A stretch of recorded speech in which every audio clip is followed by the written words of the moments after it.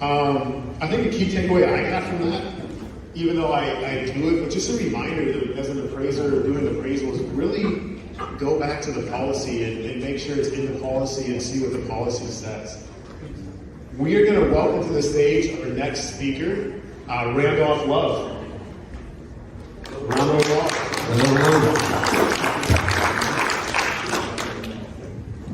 How y'all doing? Good. Amazing. I truly believe that all truths are parallel. Before you eat something, you need to know where the food comes from. Before you drink something, you need to know where the water comes from. The same goes when you're talking about the information that you're consuming. All right, so just so you know, my name is Randolph Love III. Yes, I am a licensed and bonded public insurance adjuster. That's the loophole that I used to get on stage, right? But prior to being a licensed and bonded public insurance adjuster, I was a State Farm agent after hours. I did that for about 8 years. And every time I tell that to people here at this conference, they act as if I just told them my dog just died of cancer. They say, I'm sorry to hear that. And you know, it's all good, man. I got a love-hate relationship with them because they taught me a lot, I learned a lot, and I was able to use what I learned to the benefit of insurers, all right? I am a chartered financial consultant. I am a chartered life underwriter. I am a chartered property and casualty underwriter, and I'm a fellow Life Management Institute. Most people take on average about 3 to 5 years to earn each designation. I earned all of my designations in a matter of 9 months. It's because we all have certain things that we're good at and certain things that make sense to us. Financial services and insurance, it just makes sense to me. I'm a registered pre-licensing and continuing education provider with the Florida Department of Financial Services. I've taught over 1,000 students in the past 12 months, from agents, from public insurance adjusters, from independent adjusters, staff adjusters, right? I provide training and consulting for corporate and federal, state, and local governing agencies. I assist individuals and business owners with effective tax minimalization wealth strategies. I have over 14 years experience in the insurance and financial services industry, and I am a franchise consultant with the Franchise Consulting Company. All right? And all I do is I apply all of that stuff in order to help people out. And once again, now that you know the source of information, let me get to the information. But I'm going to dare to be different today and proudly proclaim I am not an attorney, right? Which is different than most of the people who got on this stage. And this is information, not advice. Take it as you will, all right? So, has anybody ever heard of ClickFunnels? Maybe you're into marketing, all right? So ClickFunnels is owned by somebody named Russell Brunson. It's a $500 million company.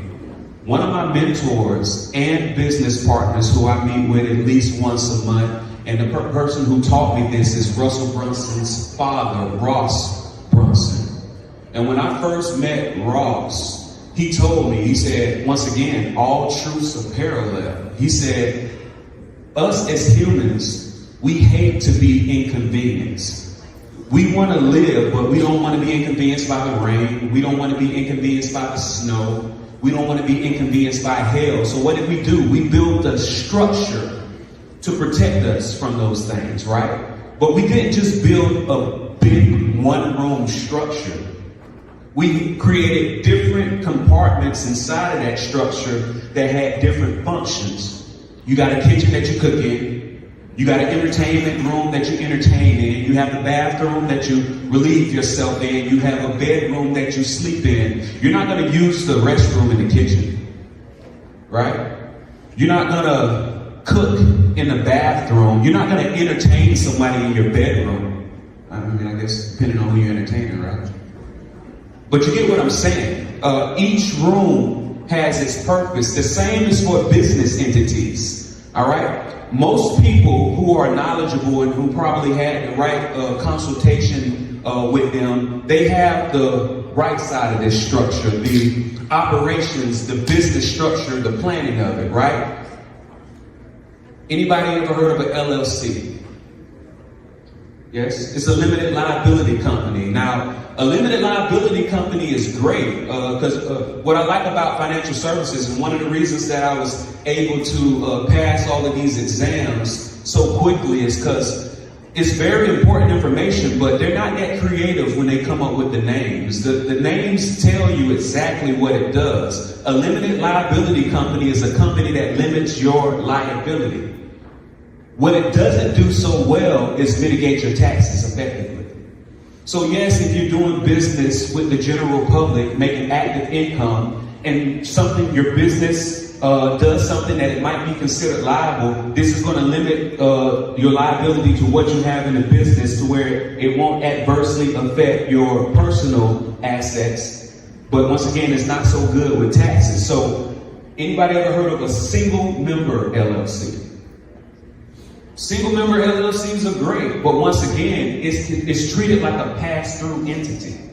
So what Ross taught me was, instead of having a single member LLC that has your personal name on it, what you should do is have a single member LLC that's owned by a holding company. A holding company that does no direct business with the public, and this holding company is going to be an LLC treated as S-Corp. Why do we do LLC treated as S-Corp? Because you don't have to deal with all of the different minutiae and red tape of it being an actual S-Corp, but you get the tax benefits of an S-Corp. Does anybody know the benefit, one of the main benefits of having an LLC treated as S-Corp? Anybody? The main benefit of having an LLC treated as S-Corp is because it allows you to separate your active income and your passive income. Why do you want to do that? Because if you have all of this money coming in, let's say you made $500,000 for the year, they're going to treat that all as active income.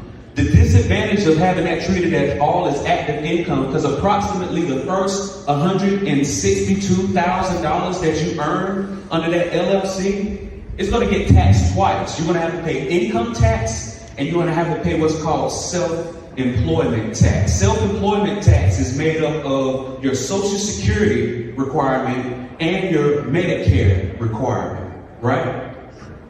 Does anybody know that as long as you've made at least $4,000 a year for at least 10 years in your past, that you've already fully funded your Social Security and Medicare? If you made at least $4,000 a year for the past 10 years, and it doesn't have to be like back to back, it can be 1 year. 1 year I did 4,000. A couple years ago I did 4,000. You're already fully funded, so all the extra money that you're pulling into it is like gravy. And listen, I know there's probably some red-blooded Americans here that understand that taxes are necessary, you know, but even when I come across those red-blooded Americans that say, hey, we have to pay taxes, I'm going to ask you one question. Do you believe that the government is handling your tax dollars appropriately? If you can find an effective way to mitigate your taxes by the entity that you have, that different room in your house, right? If you can find a way to mitigate it to where you're going to keep majority of those voluntary taxes that you were paying, but not because you're selfish, because you're going to give to the charities that you know, like, and trust. You're going to be able to give to the people that you know, like, and trust. You can make sure that that almsgiving that you do is actually being managed correctly. So what we do is we separate your active income from your passive income. So let's use that example. Let's say you're somebody that made $500,000 for the year. We might just say, all right, yes, this business brought in $500,000. However, only $40,000 of it was income, a salary. I'd rather pay taxes twice on just $40,000 than up to $500,000. And some people are going to say, no, you're only limited to up to the first approximately $162,000. Yes, that used to be the case, but what they did was your self-employment tax is 15.3%. 2.9% of that is for Medicare. After you hit that limit, yes, the Social Security stops, but the Medicare keeps going. If you are a married couple, once you exceed $250,000, they're going to add an additional 0.9% on that 2.9% on every dollar you make if it's not structured correctly. If you're a single person, once you hit 200,000, and don't be a married couple filing separately, they're going to add that extra money on top of 125,000. Just so you know, us financial advisors, when you're married, filing separately, the government treats you like a leper, because they say, hey, you entered into this contract to where it's supposed to benefit you, but you're choosing to act as if you're single. All right, we're going to cut this in half for what you would have gotten if you were doing this as married filing jointly. Okay? So after we put this single member LLC owned by a holding company, treated as S corp that does no business with the public, we legally avoided taxes as much as possible, because tax evasion is illegal. Tax avoidance is completely illegal. So we completely avoid taxes as much as possible. Now we're going to go to the other side of this chart that most people don't have, the family bank. We're going to make what's called a capital contribution to your family bank. Most people have never heard of an LLLP. You can reach out to your CPA right now and say, hey, what's a limited liability, limited partnership? They're going to say that doesn't exist. Yes, it does. Right? What's the benefits of having a limited liability, limited partnership? What it does is it allows you to separate limited partners from general partners. Anybody that knows about limited partners and general partners, you understand that the limited partners, yes, you get to reap the benefits of the money coming in, but you don't have to take on any of the liabilities, right? So guess who's going to be the 99% general owner of your family bank, that LLLP? It's going to be your holding company treated as S corp. Guess who's going to be the 1% general partner of your LLLP? It's going to be your family trust. All right. Now, this limited liability, limited partnership is very important that it's domiciled in the right state. Has anybody ever heard of jurisdiction shopping? What jurisdiction shopping says is just because you live in a state, that does not mean that you're limited to only getting what that state offers. Because we all know huge companies that have their home office in one state, but they're domiciled in another state. What's the reason that they do that? Taxes and liability. They're going to go with the state that gives them the best tax mitigation and liability mitigation. Us as small business owners, the people who make up the majority of the businesses in the United States, we are allowed to do the same thing. So you're going to want to make sure that it's domiciled in the right state. Now, the state that a lot of people domicile their family bank in, their limited liability, limited partnership, is Wyoming. It's a lot of reasons why they domicile these companies in Wyoming, but the main reason is charging orders versus foreclosure. There's a legal remedy. Whenever you get accused of being liable for something, right? The legal remedy is we're either going to do charging orders or foreclosure, right? It's saying, hey, you just lost this $1 million lawsuit, Mr. Company Owner, and you owe X amount of dollars, all right? And if you don't pay it, we can foreclose on your assets in order for you to basically take care of this financial responsibility that you have, all right? What if you're in a state that only does charging orders? What it does is say, hey, it's multiple fold of what ends up happening. If somebody wants to sue you, they're going to go to their attorney, and their attorney, if they're able to find it, because another benefit of domiciling your business in Wyoming is your name isn't publicly on it. Your address isn't publicly on it, right? But let's say that they do find your company that's domiciled in Wyoming, right? Soon as the attorney sees that, if they know what they're doing, they're going to go from working on contingency to say, hey, you need to pay a retainer. I got a lot of attorneys in this room. What's the reason that you would only require a retainer than contingency?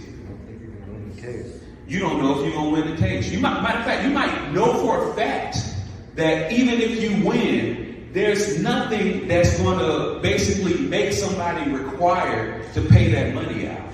right?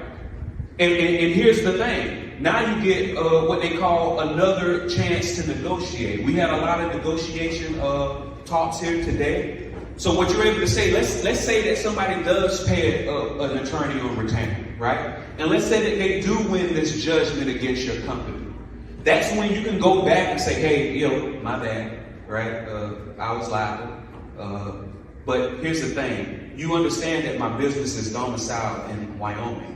And you understand because it's domiciled in Wyoming, the judge was only able to issue a charging order.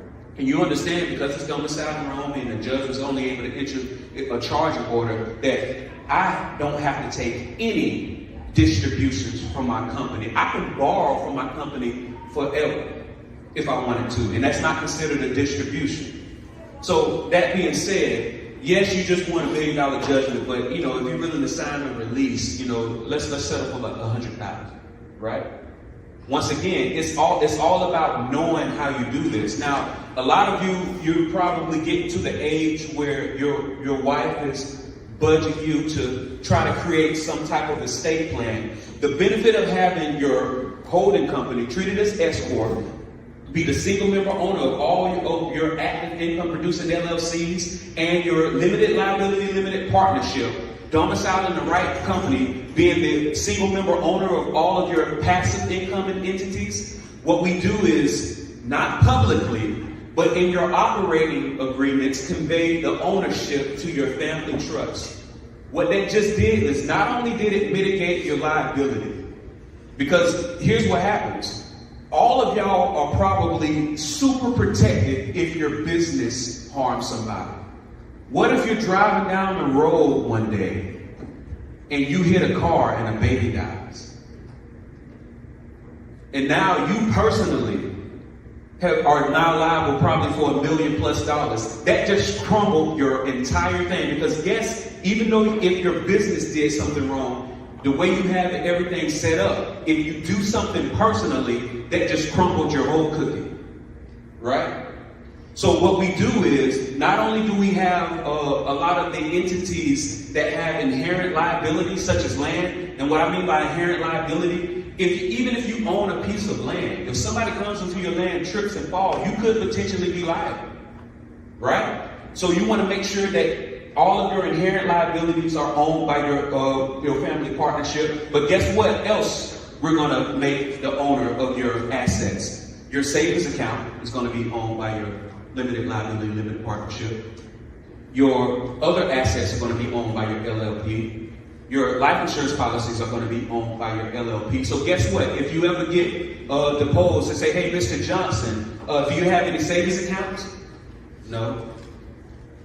Do you have any bank accounts? Any checking accounts? No. Do you have any other assets owned by you? No. And you could say that because you as an entity, a person, do not actually own those. The other entity does, all right? So not only does this limit your liability, not only does this structure mitigate your taxes, but it also sets it up to where you can avoid probate. Because the reason why probate exists for a multitude of reasons, but what ends up happening is a dead person cannot sign agreements. So when a person owns all of these things, let's say your husband owns all of these things, or your wife owns all of these things, and then they die suddenly, who's going to sign for it? Because even though you're married, if you do not have a financial power of attorney in place, if you do not have a medical power of attorney set up, you can't make these moves. Because what happens if your husband is incapacitated? And now you need to access his qualified retirement account. You're going to say, hey, my husband was just involved in an accident. He's incapacitated. We're going to have to move him to another facility. In order for me to move him to this other facility, I need to get to this money. That's when your husband's financial advisor is going to say, oh, okay, I'm sorry to hear that. So just send me the death certificate, and then what I'm going to do is I'm going to get all this set up. He's like, no, I'm sorry, you didn't hear me correct. He's not dead. He's incapacitated. And then it's when he's going to say, oh, so do you have the durable financial power of attorney? No, what do you mean? We're married. Well, I'm sorry, unfortunately, unless he's dead, you don't have access to this. And then you're going to have to go through this whole process in minutia, all right? So this is the structure. If you want like, more details on how this structure is set up and talk more about it, please text Legacy 24, no spaces, no dashes, to 904-822-4262. Legacy 24 to no spaces, no dashes, to 904-822-4262. All right, so let me get into this part. All right, so a lot of you are getting close to Social Security, or you're probably already collecting Social Security. And I'm going to say something, and I don't know if this is still true with our generation or not. I work with a lot of people who are 60 plus years old, and they had no idea that their Social Security was going to get taxed. Is there anybody here that did not know that you're going to get taxed on up to 85% of your Social Security?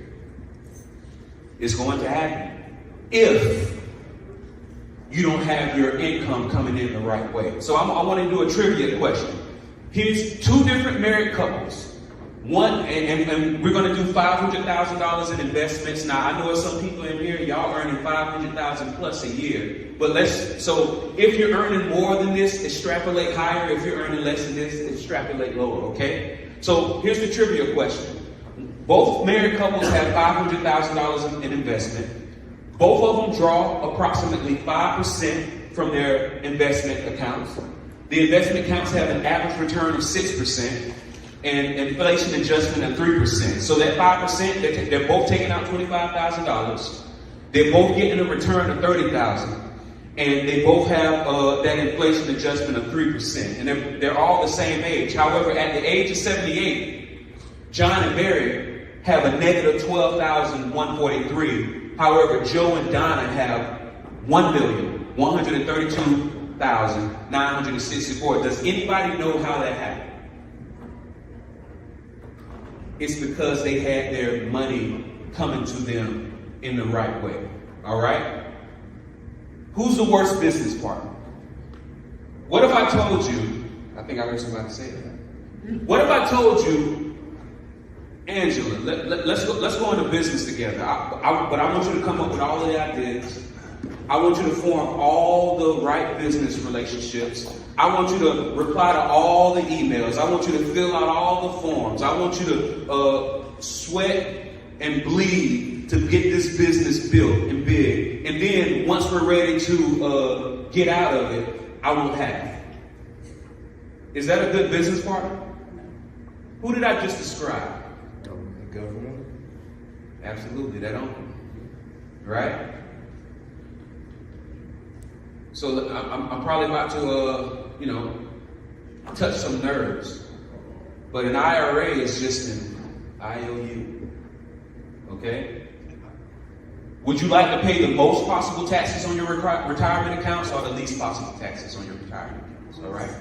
There's a lot of you have 401ks, a lot of you have IRAs, 403bs, all the deferred comp plans. All right? So I'm about to explain how that works, okay?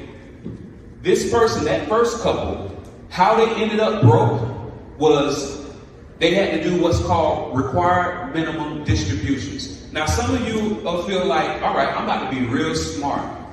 I got all of this money over here, but I'm going to keep these accounts that charge me taxes. I'm not going to even pull from it. I'm gonna keep that for my family for when I die, but I'm going to pull from here. The government said, oh, no. We can't let you do that. Once you hit the age of 72, we want you to have what's called required minimum distributions. And what is that doing? That's causing taxable income to come into your situation each year. And because you have that taxable income coming into your situation, it's causing your Social Security to be taxed. So total taxes on the required minimum distribution withdrawal is $164,337. The taxes paid on the growth from the reallocated, because once you take it out, you're going to put it somewhere. Now you're going to pay approximately $67,338. The taxes paid on the remaining required that retirement account is $106,665, and that comes to a total of $338,339. Or once you know better, you do better. You rip the Band-Aid off. You go ahead and take care of the tax obligation. Because here, y'all probably run into a lot of people that say they're going to help you pay $0 in taxes once I meet you. My goal is to get you there legitimately, but when I first meet you, we're gonna have to rip a Band-Aid off, all right?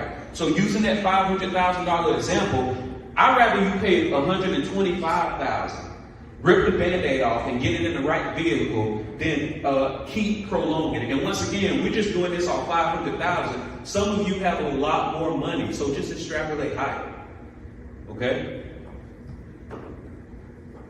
So you got a crossroads. And this is how it works. So what I'm going to do is I'm going to show you how I help people do that. So first I need to ask, is there anybody here who hates when people find legitimate ways to avoid taxes? You hate it. What's the reason you hate it? Oh, legitimate ways. Listen, I appreciate that. Here's the thing. Don't be so sure of what you want that you wouldn't accept something better. A lot of you want everybody to pay, quote unquote, their fair share of taxes. What if I can tell you that you can learn how to do what they're doing? Right? Is that not better? All right, so I have what's called the Miracle Money Vehicle, and that's just my branding that I put on it. My mentor, Doug, another mentor of mine, he calls it the Laser Fund. You have other people that call it different things. I call it the Miracle Money Vehicle, money infinitely reproducing a compounded liquid estate, right? Because here, from most important to, least important, you want your money to be liquid, you want it to be safe, you want it to have a good predictable rates of return, and you want it to be tax-free. Most people jump straight to number 3. They say, oh, this is going to earn me, X amount of percent per year. But it don't matter how much it's earning you. If you can't get to it, what does it matter? A lot of you are under the age of 59 and a half contributing to a qualified retirement account. If you can't get to it without being penalized and taxed, what does it matter? A lot of you have money in your house. I work with a lot of people that are house rich and cash poor. Because it doesn't matter how much the appraiser says equity is in your house. If you can't find somebody to buy it at that amount, or you can't find a bank to refinance it at that amount, it means nothing. It's not liquid. Liquid, according to most people's definition, is you're able to get to it in 1 to 3 days. And guess what? When you need the money the most, that's when you can't get to it. Right?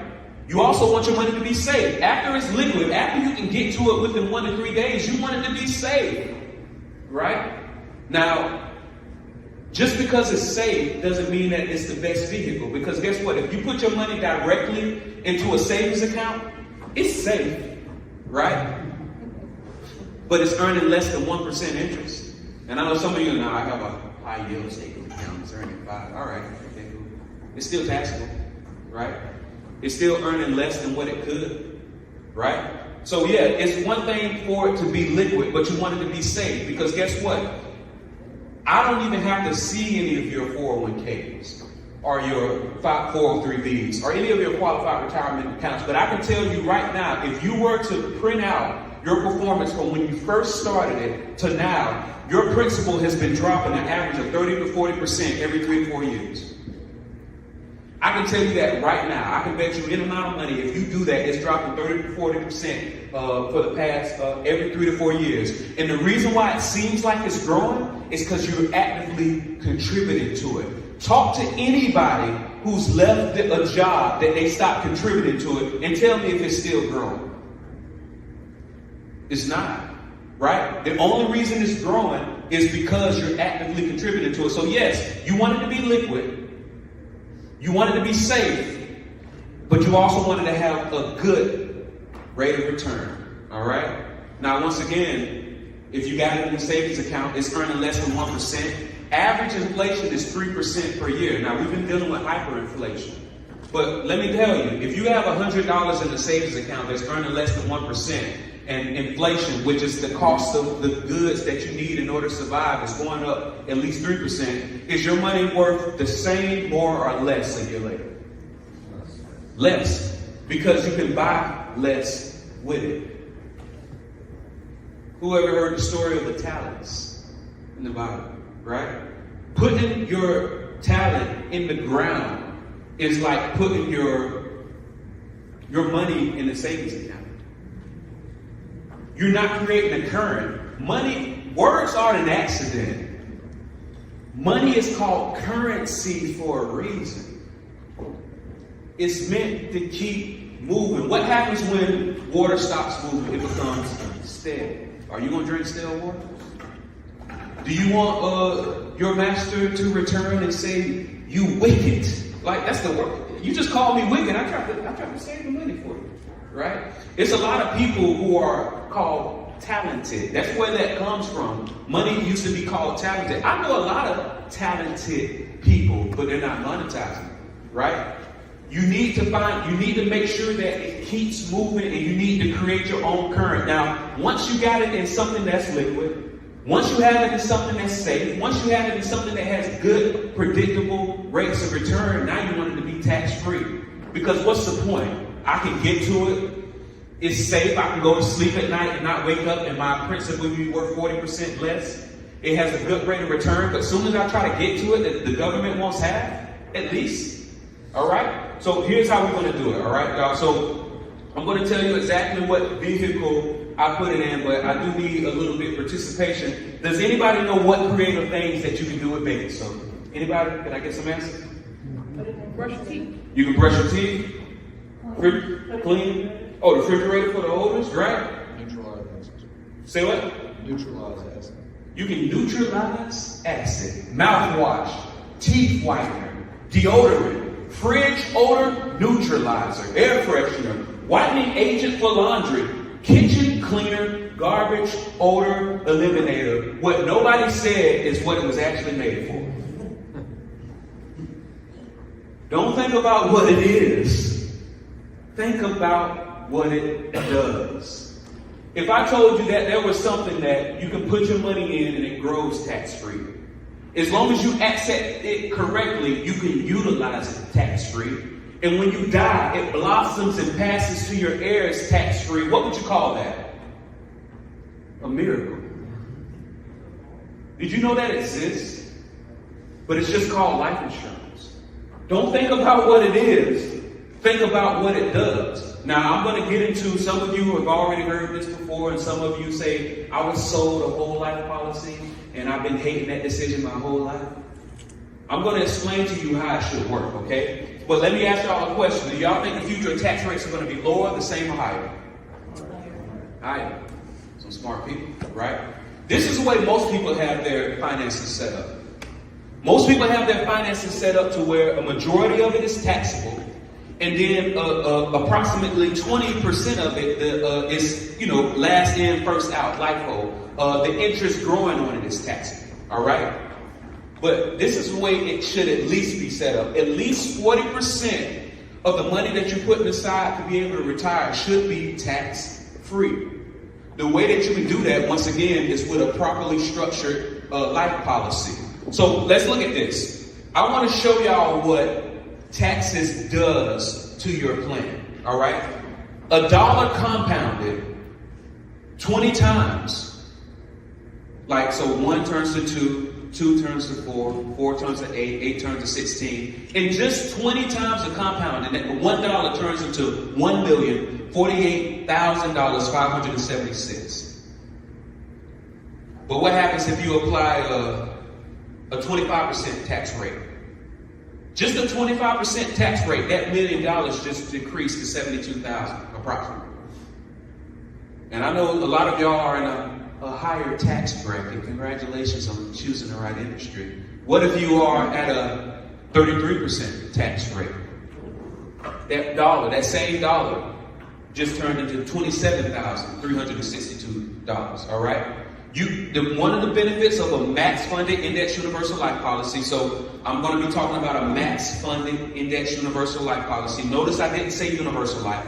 Notice I didn't say variable universal life. Notice I didn't just say index universal life. I said a max-funded index universal life. It's tax-free, and it has protection from market losses. It's using indexing. Now, a lot of times when you say indexes, people that, oh yeah, I put my money in the indexes. Yeah, over time it's that and third.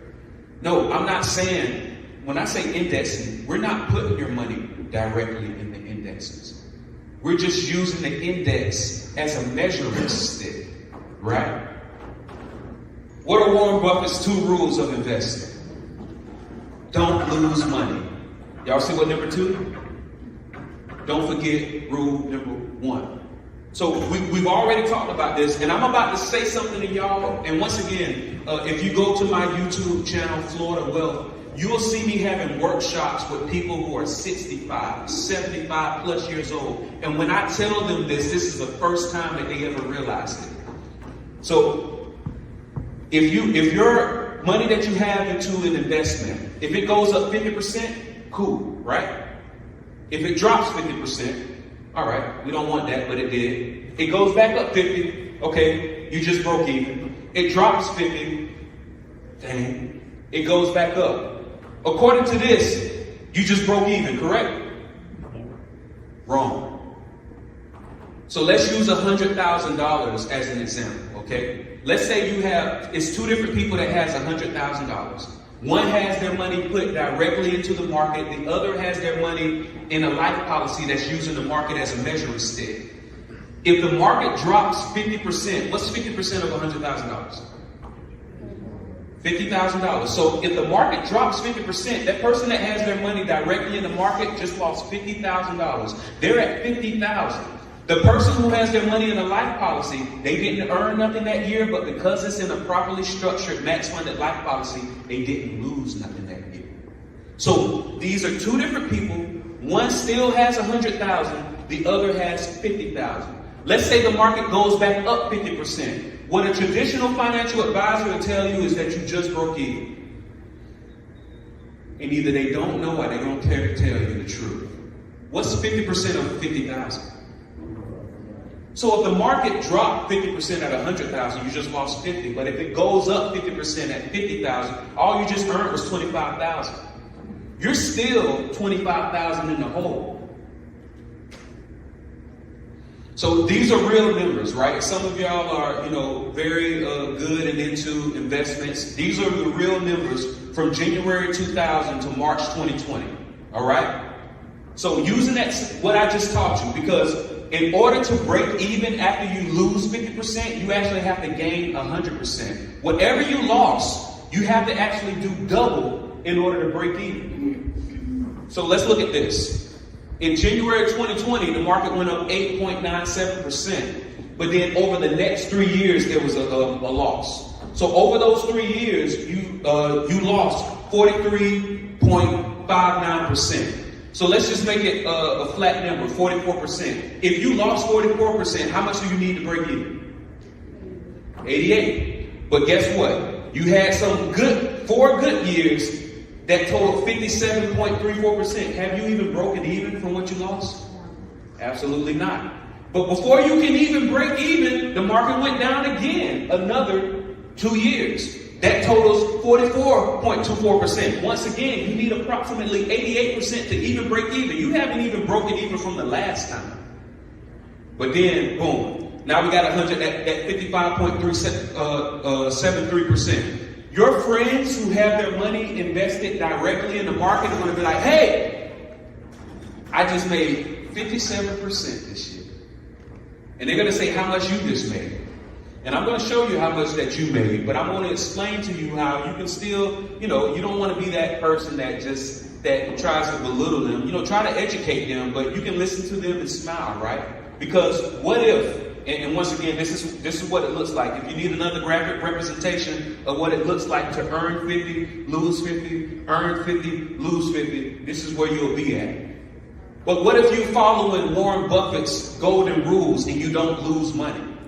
Now, a lot of these indexes that are connected to these life insurance policies are capped at 11%. And that's why a lot of people don't put money in life insurance policies, because they say, hey, why would I cap myself voluntarily at 11% when I could be earning way more money in the market? I just showed you. Because you're not losing, you're gaining. All right? So if we're using this, using those same numbers, where you're getting, where you're earning when the market does good, and then when the market does bad, you're not losing anything. You're not gaining anything, but you're not losing anything either. All right. So I'm going to show you real numbers. And for anybody that don't know, please take a picture of this. This is how you determine what your return on investment is. And the reason why I want you to take a picture of this, because I'm going to bring this up later, all right? The way that you determine how much money you gain is you take the end date value minus the beginning date value. And then you take the difference, and then you divide the difference by the beginning date value, and that's your percentage. That's how much you earned on your money, okay? So let's use some real numbers, all right? In February of 2019, the market was at $2,779.83. And then the following year, it went to $3,370.29. So that's a difference of $590.46. And then you divide that difference by the beginning value, and then you see a change of 25%. So somebody that had their money invested directly in the market, you just made 25.9%. If you have your money in a life policy that's in an index that's capped at 11%, all you made was 11. All right, well, you can't win them all, right? But let's go to the following month. March, it was at $2,808.48. And then March 22, it was at $2,386.83%. That's a difference of a negative $421.65. You divide that by the beginning value, that same person that just made 25%, and remember, they probably haven't even broken even from the last adjustment. They just lost 15%. But guess what? You lost nothing. It keeps going. Now, let's say, once again, you already know how this works, but let's say the market drops. So just so you know, life insurance policy does not just have capped indexes. Now, we also have uncapped indexes, right? Now, an uncapped index is great, but the participation rate is at least 5%. The reason why we don't put all of your money in an uncapped index is because what if the market only does 7% that year? And now you got to get charged a 5% participation rate. We don't want that to be the norm for you. We want you to experience the full benefit of having a properly structured life policy, right? But let's say the market drops. That's when I'm going to hit you up and say, hey, the market just dropped. What I'm doing is I'm switching all of my accounts from the capped to the uncapped. What do you want to do? That's when you're going to say, I'm going to do what you want to do, Randolph, right? So, using this example, the market earned 64.8%. And once again, remember, a lot of these people, even though it was just a banging year, they still haven't broken even from the last adjustments. You, with your money in a policy, you're going to earn 59.8 because after you take what the market did and then subtract the participation rate, that's what you just earned tax-free. Imagine having $1 million in one of these properly structured index universal life policy and you just earn over 50% tax-free in 1 year. That's $500,000 tax-free, 1 year. And what I'm saying is not unheard of, it's happened, all right? But once again, this is not your fault, man. We all have our own genius, right? Sean is great at handling claims. Public adjusters were great at taking care of the duties after a loss. Mr. Ziani out there, he's a genius at making suits. We all have our own genius. If you didn't learn this until today, it's not your fault. You all got financial advisors. You all got insurance agents. You all have bankers. And there's only one of two reasons why they never told you this. Does anybody know? Either they didn't know or they didn't care to tell you. Which one do you prefer? So once again, you wanted the three greatest strengths. This is tax-free. You have protection from market losses and you have access to your money. Now, one thing that deters people is because they don't have the education or they have a negative connection to the term borrowing. But you want to borrow money instead of withdraw it. There are three ways to get money out of a life policy. The sad way, the dumb way, and the smart way. The sad way is you put up $100 and you get $1 million policy and you get hit by a bus the next day. You just got money out of the policy. It's a good return on your investment, but it's a sad way to do it. right? That's the sad way. What about the dumb way? The dumb way is to go and surrender your policy or withdraw money. Some people, you probably were dealing with the wrong financial advisor and they put you in a whole life policy. And remember, insurance, they're not that creative. The reason why they call it a whole life policy is because you're paying for it your whole life. The way I structure these max funded index universal life policy, you're done paying within 4 to 5 years, right? But let's say you want to get out of that, instead of just, and once again, I'm not going to, if you decide, I'm going to mention what's called a 1035 exchange. A lot of you are familiar with 1031 exchanges when you come to real estate, but just so you know, don't feel bad if you got like a whole life policy or index policies that aren't structured correctly.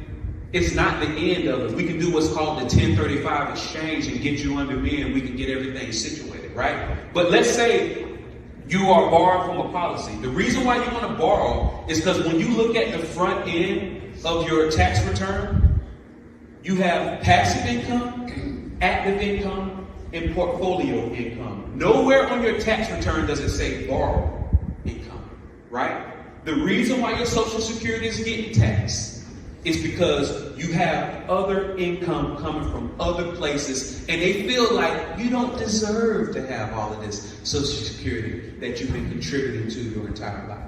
No, we want to get it straight up. So here's how it works, y'all. So when you have money in your policy and you borrow against it, I call it twin babies. And who doesn't like twin babies, right? Because what happens is when you borrow money out of your policy, you're not actually borrowing your money. They're using your money as collateral to give you other people's money. And guess where that other people's money is coming from? From those savings accounts.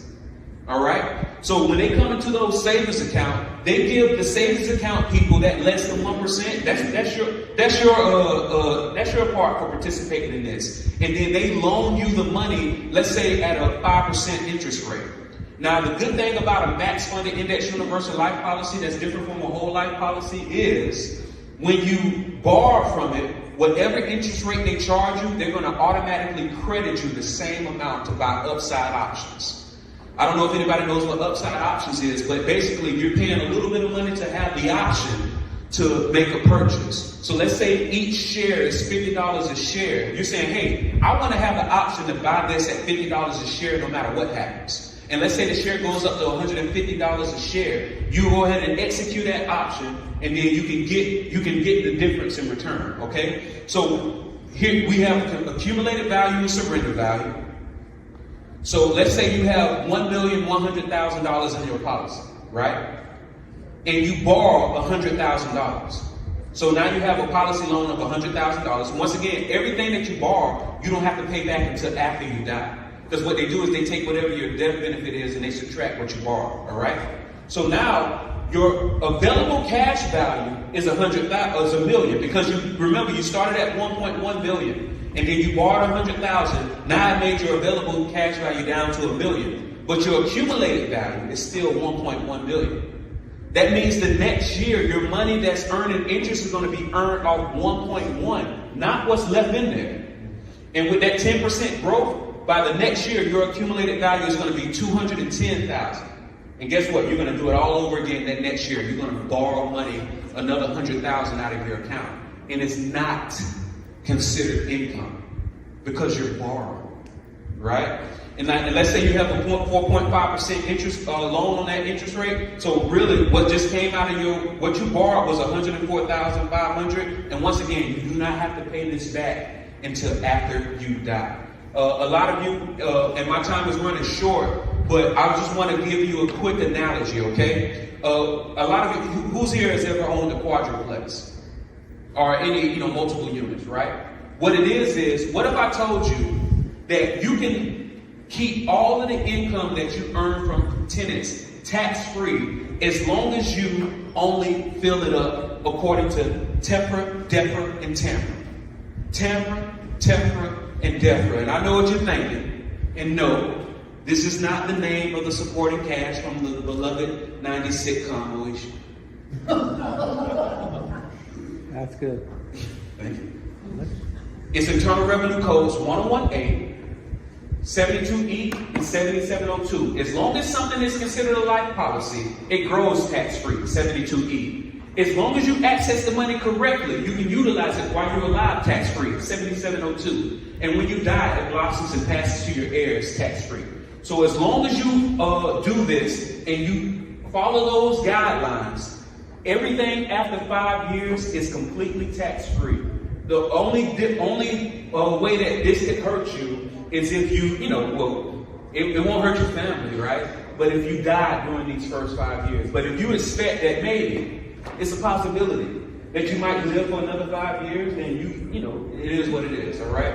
And this is just another visualization of how it works, right? And take this picture, because the benefit of having a whole life policy, you get that 2% floor, you get that no lapse guarantee, but it's strict, it takes longer to fund, the borrowed interest is not credited, it's designed primarily for death benefit, and typically a fraction of the net internal rate of return. Anybody here that has a whole life policy, what I want you to do, that screen where I showed you how to figure out the difference of how much money you earned in the stock market, I want you to take all the money that you put into your whole life policy today, and then I want you to take how much money that you have in cash value, and I want you to do that same algorithm to determine how much you earn. The only way that you can earn 5% is if you started your whole life policy when you were 30, and then now you're 90 years old. That's the only way that you're going to get an internal rate of return of 5%. I'm telling you, I've never seen any of your whole life policies. I've never seen any of your 401ks, but I know exactly what it looks like, all right? If you have a properly structured max funded index universal life policy, you can be averaging that 8 to 11% every year. And I just told you what a 1035 exchange, and I'm going to close with this. Has anybody ever seen a Chrysler 300? I mean, I love the Chrysler 300. I remember when I was a kid, I grew up in a low middle class neighborhood. The Chrysler 300, whenever it would pass by, we would stop what we were doing, we would watch it pass by, and we would say, that looks just like a Bentley. That looks just like a Bentley. Until one day when I grew up, I'm walking in a parking lot, right? And not only did I see a Chrysler 300 and a Bentley parked right next to each other, they were both back then and they were both the same color. It was at that very moment that I said a Chrysler 300 looks nothing like a Bentley. Listen, I've taught this and told this to multiple people, and I've had multiple people tell me that. I've had multiple people try to explain this to me, and you're the first person that made it make a little sense. All of y'all know somebody that has a life insurance license. And y'all gonna reach out to your sister, your brother-in-law, your niece, your nephew, and say, hey, I finally understand. I want you to set me up one of those IULs. But I'm gonna let you know, IUL is just a tool. It's just a tool. If I told you that you can either get Tiger Woods or Phil Mickelson's club or their golf swing, which would you take? It's about the swing, not about the tool. Listen, a Chrysler 300 is a great car. It can get you from A to B, but wouldn't you rather be in a Bentley?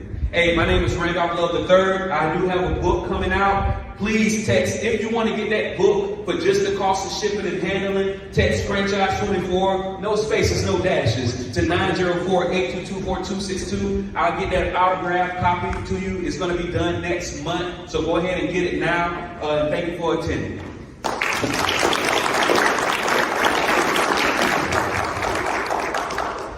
Great presentation, Randolph.